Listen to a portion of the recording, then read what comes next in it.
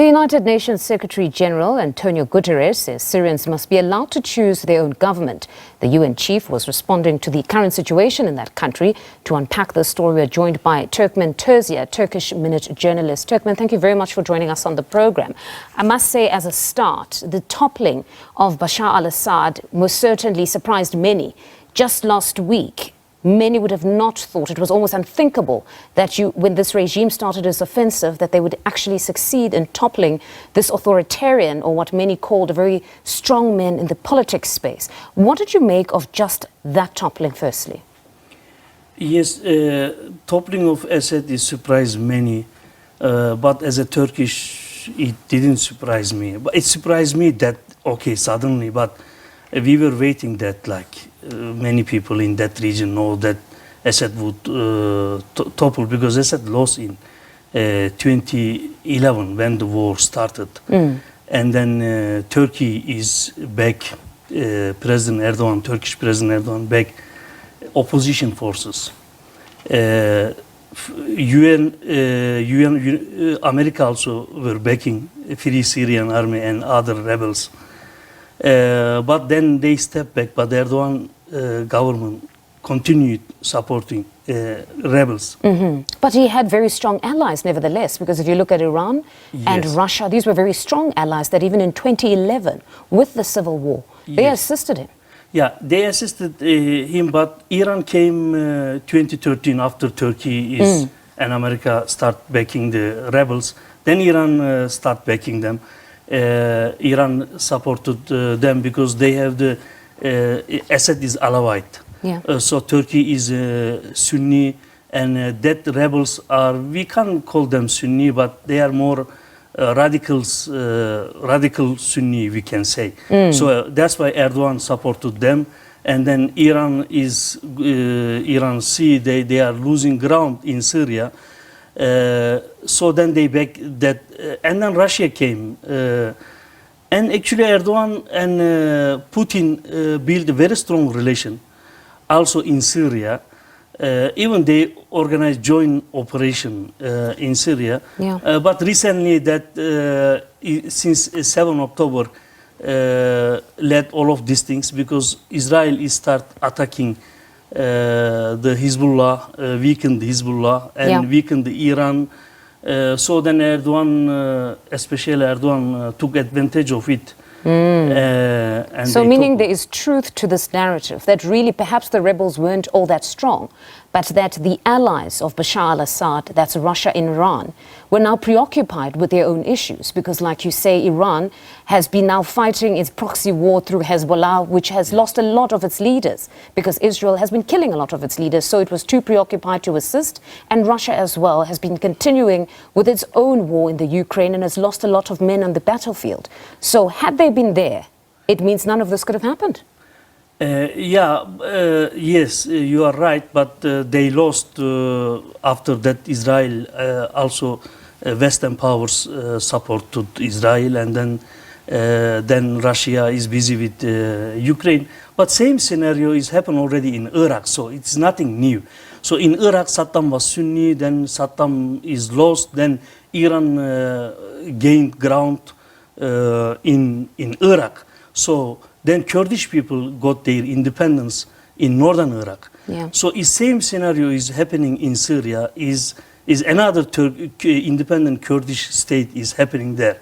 Actually, is not many people are discussing the main issue, the main dynamics there in that region is a Kurdish people. So they got their independence in semi-autonomous. You could say autonomous is almost they are independent. So in northern Iraq. So in Syria is already the many Kurdish, they are affiliated with PKK, the armed group fighting against Turkey since 1983. So the Hafez Assad, the Bashar Assad's father, Hafez Assad hosted PKK leader Öcalan in Syria. So that's why Turkish people, that's why Erdogan has a personal issue with Syria. But it is very interesting that Assad and Erdogan, Assad came to Turkey 2009, I think, with their family, Erdogan family and Assad family. They had an holiday in Turkey, so they were very good. But suddenly, 2011, those days Turkish Foreign Minister Davutoğlu visited Assad, and he forced him to do reforms. Assad said, "Give me some time," but Turkey forced them. Didn't allow Assad to complete that reform, because Assad's wife is a Sunni, so Assad was very open for the dialogue. Another interesting issue is Assad was actually Erdogan tried to mediate with Assad. He called many times during recent months, but Assad said, "You withdrew Turkish army from Syria, then we can sit." But Turkey didn't withdraw. Turkey started taking over some part of Syria to cut Kurdish people's unity along its border, because Turkey is scaring that all borders with Syria is occupied by Kurdish. So meaning at the heart of this specific toppling is the inability to implement those reforms to a certain extent, that if now Turkey, yes, because Assad family is only 7 or 8%. They are Alawites. So Assad is majority of is Syria is Sunni, and is Syria also very important for Sunni, because Islam is born in Mecca, Medina, but Islam became a state in Damascus. So during Umayyads, so first become an empire. Islam became an empire in Damascus. So President Erdogan is an Islamist. Remember, the Atatürk previous Turkey was very secular, but since 2010 Erdogan is implementing the transforming Turkey. So Erdogan is Islamist. So for Erdogan to take over Damascus is so important and significant. So today the Al Jazeera report and many news report the Turkish foreign minister and Turkish intelligence minister, they were in Damascus. Let's talk about the situation currently now, specifically with Sednaya prison, because we've seen those images, we've read the reports. Goodness, that was a human slaughterhouse, that specific prison. We understand that when some of the rebels actually came to release some of the prisoners, they couldn't even remember their names. Yes, because Baath party, it come from Hafez Assad. So this is we call it muhaberat state, means is intelligence state. We call it Syria. So almost everyone in Syria is, majority is working for the intelligence state, we call it. So they were cracking down all the critical people, and they were keeping in jail for many decades. Yes. And then now we understand that family members actually rushed to Sednaya prison to see if maybe they could find some of their missing loved ones. Do we know of any stories of families that actually were able to identify their own loved ones? I don't know much details as I watch TVs, and in Turkey is hosting the highest number of Syrians. Is official number almost 4 million, but unofficial is more than 5 million. Because 6 million were displaced back in 2011 with the civil war. Many of them, like they trying to go back to the Syria now, is all from the borders. But situation in Syria is not going to be normalized. I don't think so, because in Syria will be divided into 3. So one is the Kurdish, they already got their autonomous region in northeastern Syria. So also Russia was a kind of, Europe is mainly supporting them. Then Baath party will remain there, because it is not only Assad, it's their big party. So Syrian Arab Republic, their people will remain there. And then that side, Idlib, the HTC, Turkey is backing them. They are more radicals.